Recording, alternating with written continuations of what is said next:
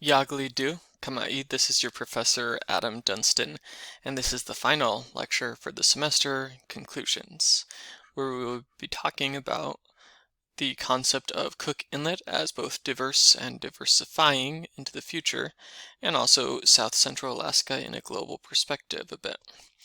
And as we do that, I first want to clarify two things at the outset.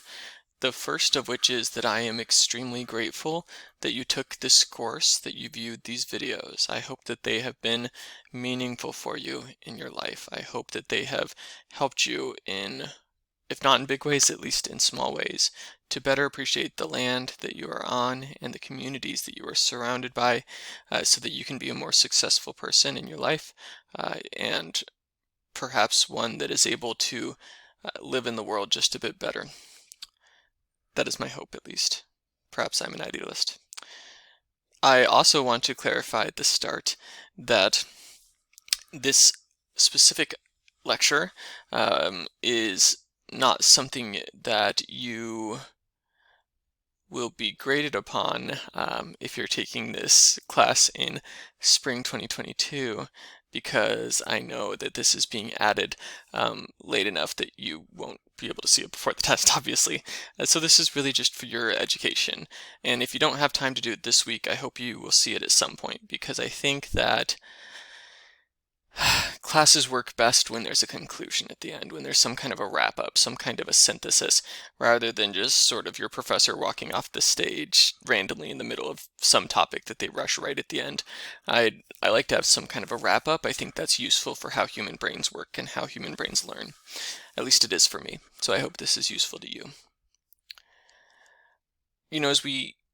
One kind of concluding thought that I wanted to talk about was remembering the past. You did that reading by Casey Grove about changes to the mascot design, or the logo design rather, of Wasilla High School, and specifically how the leadership of the community of Nick had pushed not so much for warriors to be taken down as a term or as a concept.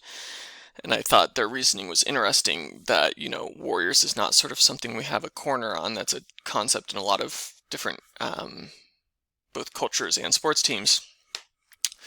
But that the logo could be done differently, because this logo, obviously, if you look at it with the specific kind of war bonnet style, as they sometimes say, style of feathered headdress, this is very much meant to look like Plains tribes, Native Americans, groups like Lakota or Cheyenne. But of course, we're not in North Dakota. We are not in Idaho. We are in Alaska.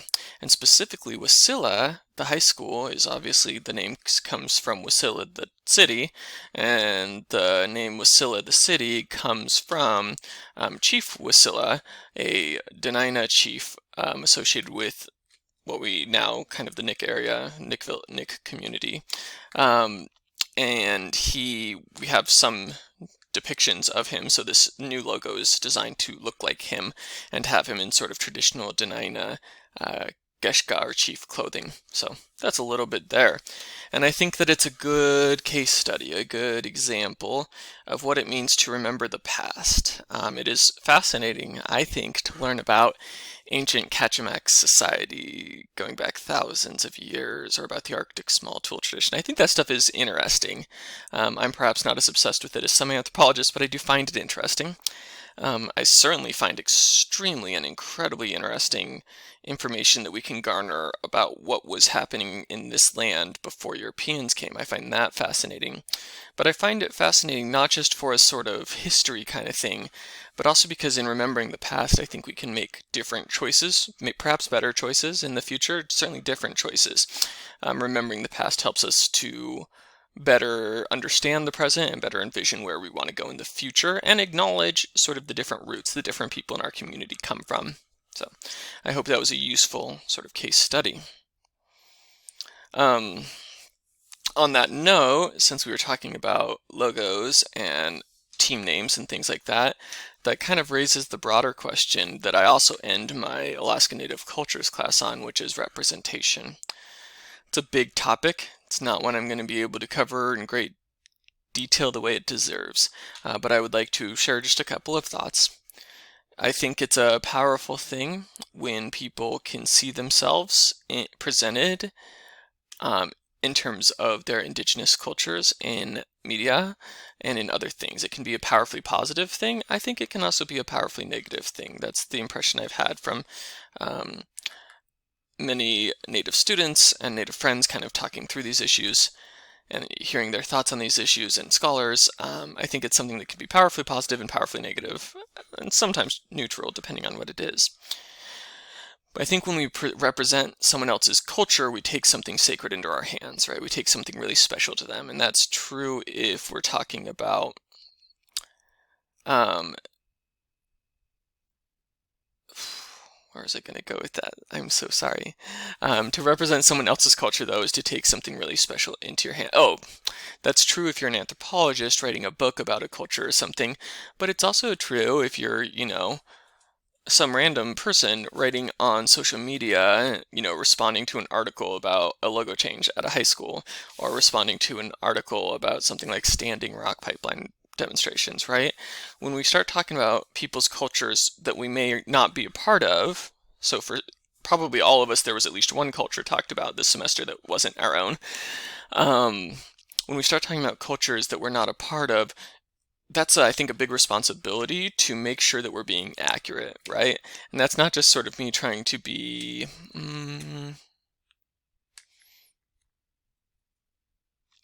sort of acceptable to others or sort of something like that. This isn't just a lesson in niceness, it's also a lesson in accuracy and respect as well for communities. One of the most respectful things we can do is just be accurate and try to find out basic facts of a situation. And on that note, we might consider the fact that to varying degrees, both big and sometimes very small, but everything that we sort of produce about other people's cultures or about our own cultures kind of become part of this stew that we're cooking.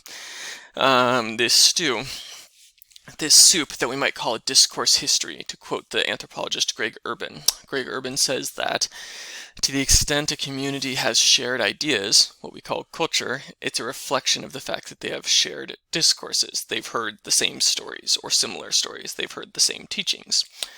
And in our own modern industrialized society, our discourse history includes social media, it includes what we hear in articles, it includes what we hear in classes, it includes the stereotypes we hear, it includes the conversations we have with friends from diverse backgrounds. All of that becomes part of our discourse history as a society and as individuals.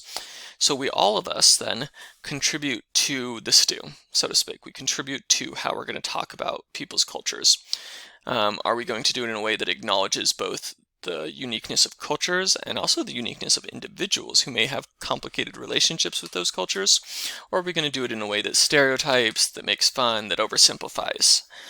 That's partly on us, right? We have contribution to that. And there is some evidence to suggest that good representation that's done accurately has positive impacts and that poor representation has negative impacts. There's certainly plenty of anecdotal evidence. I like to share an example. Somebody shared who worked at a bookstore. They were talking about, they heard a kid get all excited and go run to their father. This was a black family, and say, I found a Spider-Man that looks like me. And they'd found Miles Morales, who's like, there's multiple Spider-Men in the Marvel universe, and that's one of them, and he happens to be black.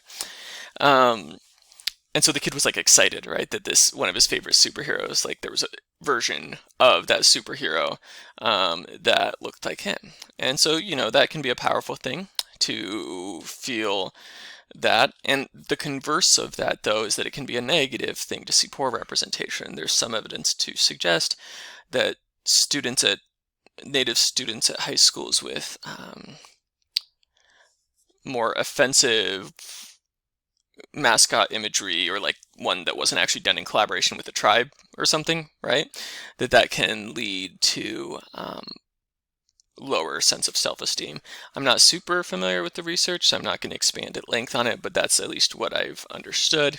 It's at least an interesting thought and something to keep in mind, that that's a possibility and something to be cognizant of. Again, we all contribute to the stew. By the way, since we were talking about Chief Wasilla, let's talk a little bit about Chief Wasilla.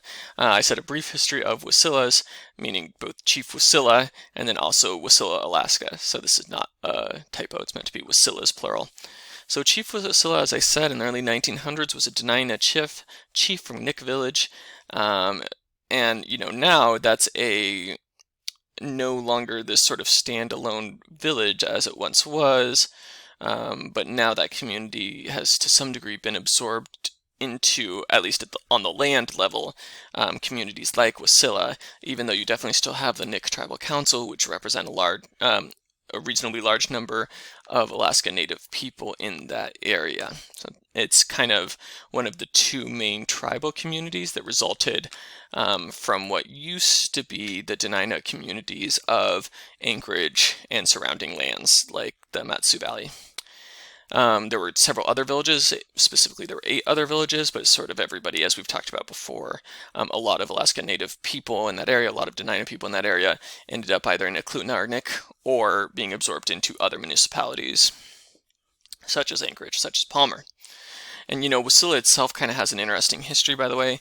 It was established at the intersection of where the Alaska Railroad was being built, and then a wagon route to supply supplies for coal mining up in the hills near there. So you have this kind of the Carl Wagon Trail for the Willow Creek mining district. And so from 1917 to 1940, Wasilla was kind of this prominent, what would you call that, kind of a supply city, right? A city that was providing supplies for the railroad, supplies for the miners and stuff like that. A mining town, among other things. And then Palmer and Matsunuka Palmer as kind of a trading town, and then also Matsunuka as this sort of community of farmers that came up from the lower 48 during the Great Depression as part of sort of one of many New Deal programs, this one relocating farmers up to Alaska. That kind of community of Palmer / Matsu eventually sort of overtook Wasilla as the prominent sort of business town in the area. Although then, you have a few decades later, they built the highway to Fairbanks, which went right through Wasilla, so then Wasilla gained prominence again. And so then leading to the situation we have now, where both Wasilla and Palmer are relatively prominent cities in our sort of broader Alaska community.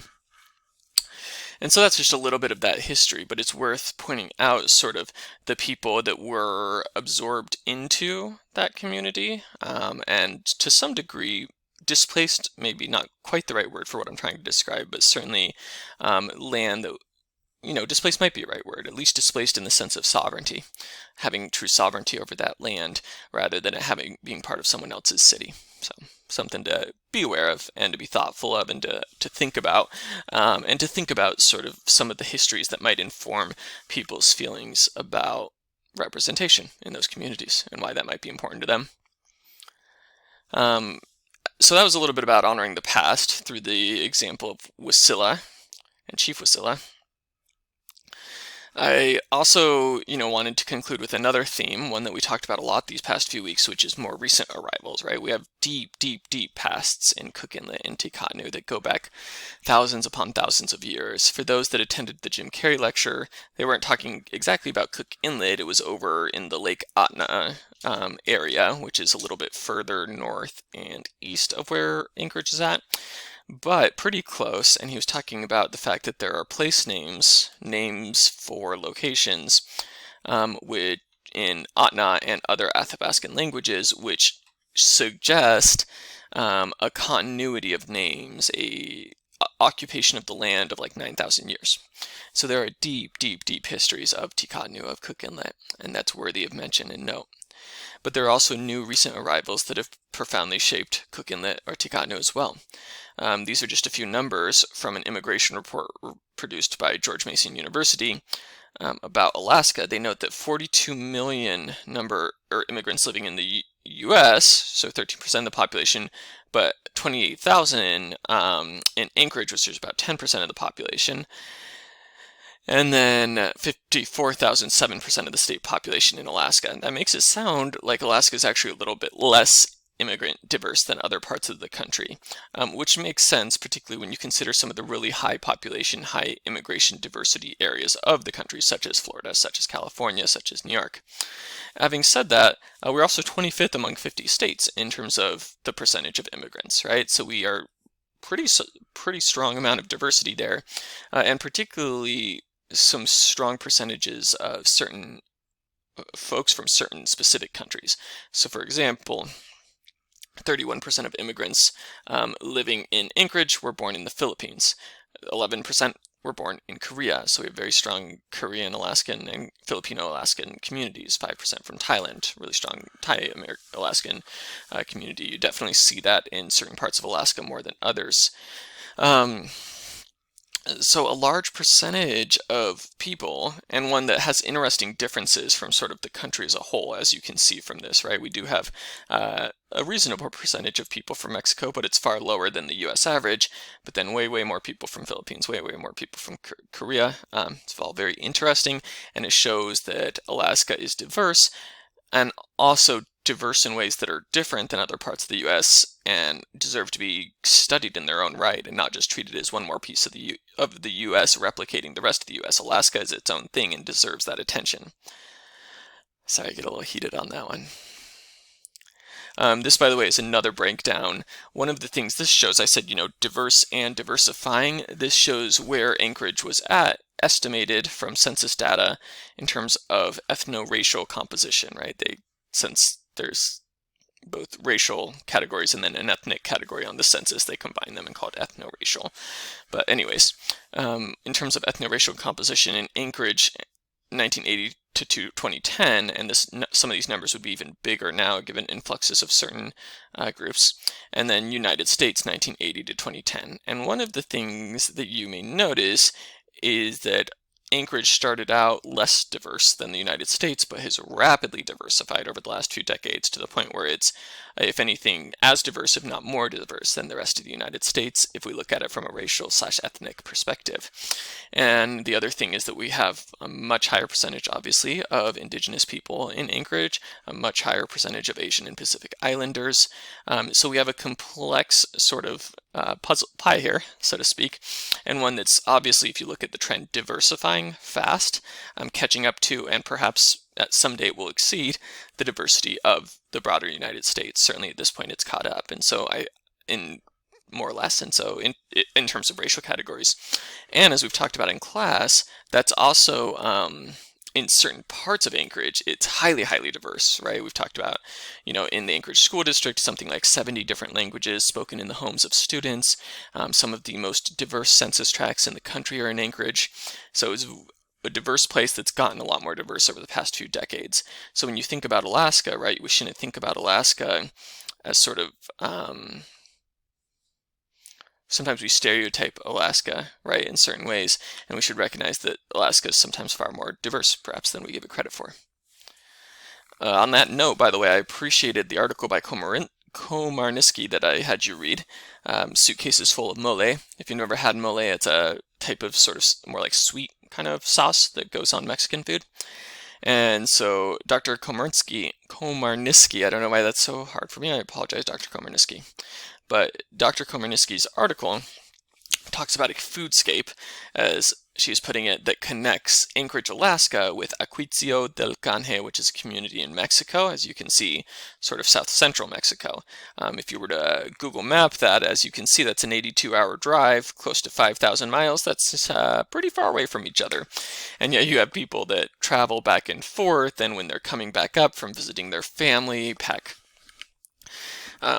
mole and other kind of traditional foods because maybe you can get it up in Anchorage but not as well, or it doesn't taste quite right, or maybe you can't get all of those foods. And I thought it was interesting the way she phrased that as eating transnationally, right? And ways that connect places as seemingly far apart as Anchorage and central Mexico, that they're far more connected than we realize. I like what she said. It's important to remember that these traveling foods and ideas about foods are a real part, a material reality of people's daily lives, as well as a symbol, a marker of transnationality. So it can both symbolize people's identity as Mexican American, and it can also itself be a material, physical connection back to where you're from or where your extended family is from. And of course, another topic of this sort of concluding lecture is that Alaska is in a global perspective, and in that regard, we might think of continued changes. Have been marked changes in how our sea ice looks. So these are the Arctic.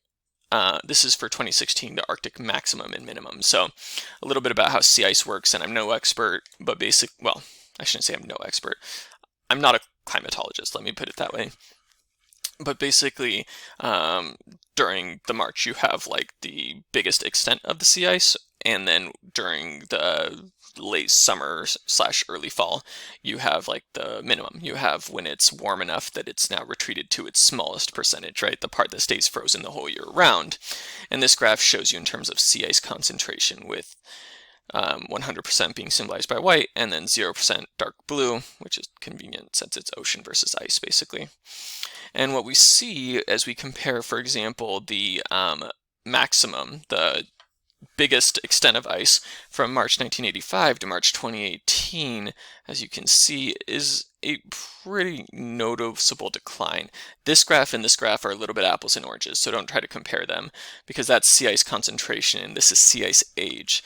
They're not saying the exact same thing, but they are showing the same they are pointing to a similar trend, or at least trends that are affected by the same thing, because it's both having to do with warming. What this is showing is sea ice age. So you have parts of the ice that stay the whole year round, so they'd be 4+ years old, and then you have parts that are really new, and that would suggest ice that's thawing and refreezing rapidly, so it's not staying the whole year round. So what we see basically when you look at this in the 80s and this now is that the ice now is much younger, it's not as big of a scope, and it's not staying around as much or as long. So we're having pretty significant declines in total Arctic sea ice. And, that is not an insignificant factor to consider in the future of Alaska. It is, something where certain nations, such as Russia, are thinking about and gearing up for and considering how, as I've heard, how the Arctic Circle could be kind of more trade than it's historically been. When there's way less ice, when it's way easier to get ships through, that it can start being much more of a transportation corridor. And, we have to reshape our brains, and I think Alaskans are good at this, but people in the lower 48 aren't, but reshape our brains to think of the world from the top up. And if you think of the world from the top up, sorry, I had to pull up a map, but if you look at the Arctic Circle, think of the world from the top of the world, so to speak, from the magnetic north, and think of the Arctic, what we see is that many countries that we think of as very far apart from each other are not far at all, right? We tend to think of the world in east-west sort of axes, and therefore certain places are very far away. But if we look at it from this perspective, we can see that, as we all know, Alaska is very close to Russia, but we can also see that Alaska is closer than you would think to Europe and the Nordic countries, that Alaska is closer than you would think potentially to like places like Iceland or even the UK. And I bring that up, well, and to places like Japan as well, as we already know. And so, the nature of the shape of the world, and then the way that gets projected on the map, sometimes we forget just how close connected various nations of the North are. And once there's not huge ice in the way, how that will open up, I think, possibilities, both positive and negative, and we have to think about the future of Alaska, right? If there's more tourism coming through those directions, if there's more shipping coming through those directions, if there's countries sort of trying to decide who controls those waters to what degrees, these are questions we're going to have to be facing as Alaskans and as residents of the larger North, particularly those of us who live more in the northern parts of the state. And I know that this topic of this course is Cook Inlet, but it's still something to think about. If there's one thing you see in the history of Alaska, it's that shifts in resources and shifts in transportation have really big ramifications in terms of who is in the state and where they start making settlements and where settlements grow. Well, that's a little bit some final thoughts to think of. So, the deep past, the diversity of present day arrivals, the diversifying of our area, and then also complex both opportunities and challenges in the future. But I want to kind of provide a final challenge for the class, a challenge which is this: to listen. if you're anything like me, you're going to forget a lot of what you learned in this class, and that's okay. That's normal. That's how human brains work. A lot of it won't be entirely forgotten. It will be in your long-term memory. It will be something you can call up in different ways to different degrees throughout your life. The time is not entirely wasted by any stretch. A lot of this stuff's in there now if you actually need it. But in terms of your conscious waking memory, a lot of this stuff is going to kind of go into, shall we say, the back storage room for a while. That's all right. But I hope that you do remember this one actively. We live in a really diverse space. Anchorage is a lot more diverse than we give it credit for sometimes, that some of us give it credit for than I gave it credit for before I started to learn more about it. Kenai Peninsula is a lot more diverse than we sometimes give it credit for. Really, any of the communities we've talked about are. So remember that we live in a diverse space with people from many different communities. And although people are not reducible to their communities, right, their identity is not one thing, that is a part of the mosaic that is them. And so we can show proper respect when we learn about their backgrounds and when we have a listening ear when they want to talk about their backgrounds. So take the time to learn the stories of those with backgrounds other than your own. That is one of the greatest possible things you could take from this class, if nothing else. And I hope that we'll remember also place, to have a sense of place. Many theorists, Yu-Fu Tuan, Keith Basso, Julie Cruikshank, many theorists have talked about the concept of the ways in which people come to understand their places, and especially people like Keith Basso, the idea of a sense of place, the idea of what does this place feel like and mean to you? Place making, right? Making it, taking something so that it's not just mountains and rivers, the physical realities, but also like how do we take that into ourselves? How does that come to be emotionally meaningful to us? Why is it that when Professor Dunstan, when there's a rainy day and he smells coffee, his mind instantly goes back to Oregon where he grew up? You know, or why is it that when I am in a really hot baking desert, my mind instantly goes to Phoenix, Arizona, where I lived for some time, right? We have these sorts of associations, these meanings, and my meanings for those places are not as simple as just those places, but it's also what those places meant. Growing up, making different friends, exploring your sense of self, developing your sense of identity, things like that. I think when we talk about placemaking, it's an important part of people's identity, whether they're in places for a small time or a long time. It can be a big part of how people come to feel at home. I hope that we'll help others feel at home, but I also hope that we'll help ourselves to feel at home by digging into the layers of this place. Much like how an archaeologist digs deep through successive layers to better understand an ancient city, like this one in Katalyahuka, Turkey, in a similar vein, it is on all of us, I think, to dig into the layers of this rich place that we live in to try to better understand where we're at and develop a meaningful sense of place that will see us through the complex futures that we face. So thank you so much for your time. And, Chinan for this entire semester.